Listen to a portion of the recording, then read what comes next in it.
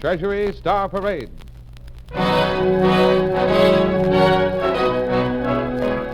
Produced under the personal direction of William A. Beecher, with Vincent Price as our master of ceremonies, David Brookman and the Treasury Orchestra and Chorus, and our two special guests, the great American poet Carl Sandburg and one of our finest American baritones, Conrad Thiebault. This is Vincent Price, ladies and gentlemen, in another of the programs brought to you by the Treasury Department.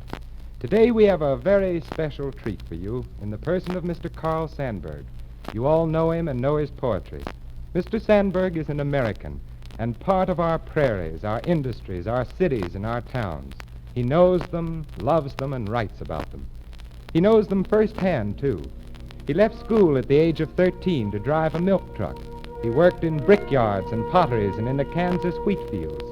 He listened to the voice of America and learned how it talked. And then he began to write about it. Poems like his famous Chicago, The People, Yes, books like his immortal biography of Lincoln, and collections of Americana like his tuneful, lusty, magnificent compilation of American folk songs, The American Song Bag. Mr. Sandburg, Conrad Thiebault, and David Brookman have put their heads together and pulled out of the song bag 4 of the greatest songs to come out of America, full of its laughter, its power, and its new rawness. Such songs as Sweet Betsy from Pike, a rollicking ballad of the ups and downs of the covered wagon days of the 1840s. It's droll, don't care, bleary and leering. And I think you'll agree that Conrad Thiebault and our boys have caught the ribald spirit of it. At it, boys.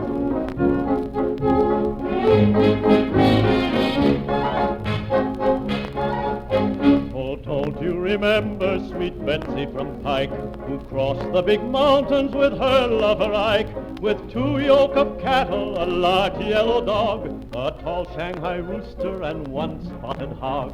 Saying goodbye, Pike, howdy, farewell for a while.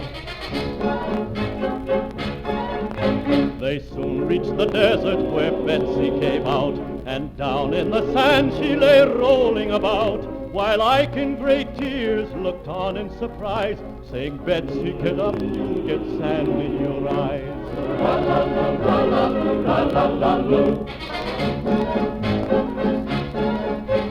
Ike and sweet Betsy attended a dance where Ike wore a pair of his Pike County pants. Sweet Betsy was covered with ribbons and rings. Quoth Ike, you're an angel, but where are your wings? Ra-la-loo, ra-la-loo, ra-la-la-loo. Long Ike and sweet Betsy got married, of course, but Ike, getting jealous, obtained a divorce. And Betsy, well satisfied, said with a shout, goodbye, you big lummox, I'm glad you backed out. Say goodbye, dear Isaac, farewell for a while.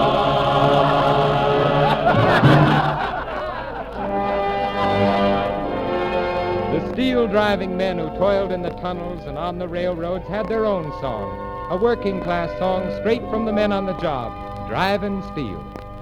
Driving steel, driving steel, driving steel, boys, it's hard work, I know. Driving steel, driving steel, driving steel, boys, it's hard work, I know.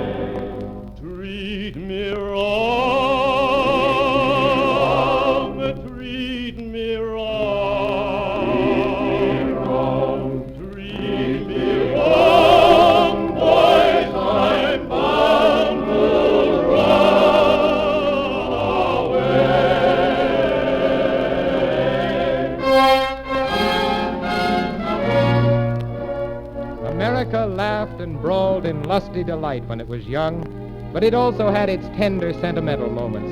Here, for instance, is a song meant to be sung by a lone horseman silhouetted against a distant horizon in the long western twilight, when the curtains of night are pinned back. When the curtains of night are pinned back by the stars, and the beautiful moon sweeps the sky,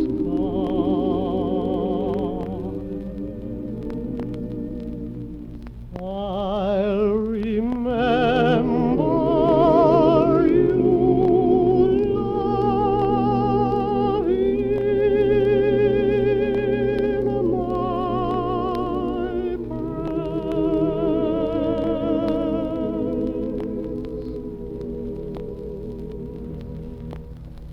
Across the mountains and plains and deserts of the West, the horse, the mule, and the burro were the overland freighters.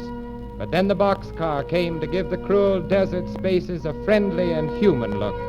And as the work gangs spiked rails and ties, and the eastern and western gangs came closer together, this song arose, full of jubilation and laughter, the Great Pacific Railway. The Great Pacific Railway for California hail. Bring on the locomotive, lay down the iron rail. Across the rolling prairies, by steam we're bound to go. The railroad cars are coming, humming through New Mexico. The railroad cars are coming, humming through New Mexico. The Great Pacific Railway for California hail. Bring on the locomotive, lay down the iron rail. Across the rolling prairies, by steam we're bound to go. The railroad cars are coming, humming through New Mexico. The railroad cars are coming, humming through New Mexico.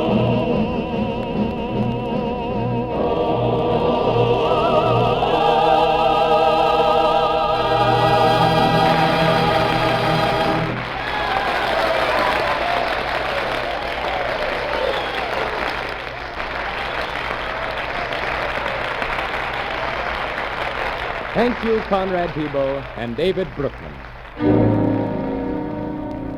Some years ago, ladies and gentlemen, I was privileged to spend an hour aboard one of the greatest ships in the world. Thousands of tons of potential power and speed and beauty, with its flat deck and graceful lines. A few weeks ago, the newspapers printed a photograph of that same ship, but now with smoke billowing from her seams and her men forced to abandon her at sea.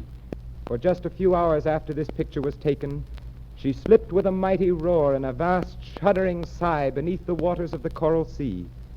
We have asked Mr. Sandburg to read his poem of tribute to the great ship Lexington and to her gallant crew.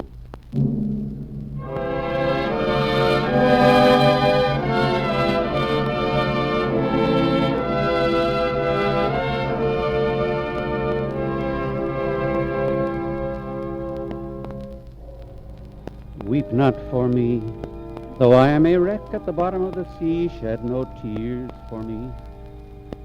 I am remembered by a photograph showing one of my last great moments. Down to the waters of the sea, sliding down ropes, you will see the men of my crew. Down they slide to the open sea, where waiting boats pick them up. On the floor of the sea I rest now, the USS Lexington, an aircraft carrier. I shall be remembered for punishment I gave the enemy, I and my crewmen. Maybe you heard how the men of the ship acted before they left me. Maybe you heard how they took their shoes and lined them in nice, neat rows on the flight deck. And the Admiral saying in Chicago later, "Sure they did exactly that. Nothing surprising. Sailors are orderly people." Tell that Chicago boy, John Kmetek, I'm sorry about him, and I know his heartache. I saw him swimming quite a while before he was picked up, and I believe his telling the home folks he couldn't take another last look at me. A good cook and a mighty nice musician, John Kmetek, if you ask me. Shaking a mean pan of eggs, and in the cool of evening, handy with the accordion. Not satisfied till he had $1,000 accordion, his best pal, that accordion. Swimming in the open sea just before I sank out of sight for all time. Kmetek couldn't take another last look, and Kmetek came near crying. Two things he loved were fading from him, a ship and an accordion. Weep not for me, the USS Lexington, nor the shoes of the crew in nice rows on the flight deck, nor John Kmetek, nor his $1,000 accordion, now soaking in sea salt water. The same sweet crew shall have another ship, and they will line new shoes in nice rows. And if and when Kmetek plays sad music on his new accordion, they will know he is remembering old loves.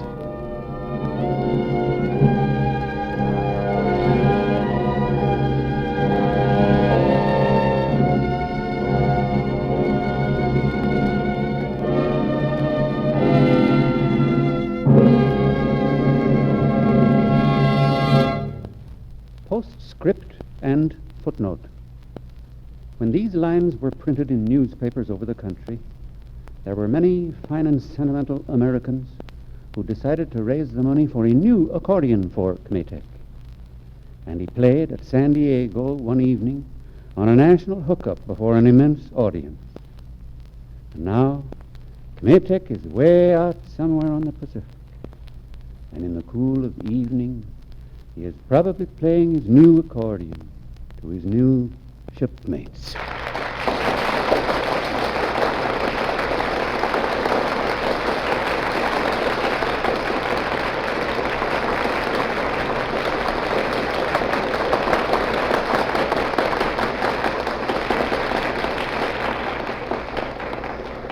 Thank you, Carl Sandburg. Thank you for immortalizing for the world this tragic and heroic story. The story of the Lexington helps us realize where we stand today as Americans. In every branch of the service, air, land, and sea, ships and planes and equipment are being lost. On far-flung battlefronts, men are giving their lives to preserve American ideals, American freedom and democracy. And here at home, we have our job to do, to manufacture and build and transport the materials of war to the battlefields. Our watchword is to fight, to work, and to save. The United States Treasury is faced with the monumental task of financing America's war effort. To do that, it must have money. And so you have been asked, all of us have been asked, to invest, not give, but invest as much as we can possibly afford every week or every payday in United States war savings bonds. Have you answered your war bond quota call? If you haven't, do it today. Remember, every dollar you invest in United States war savings bonds and stamps, you are investing in the future security of America. This is your country. Keep it yours.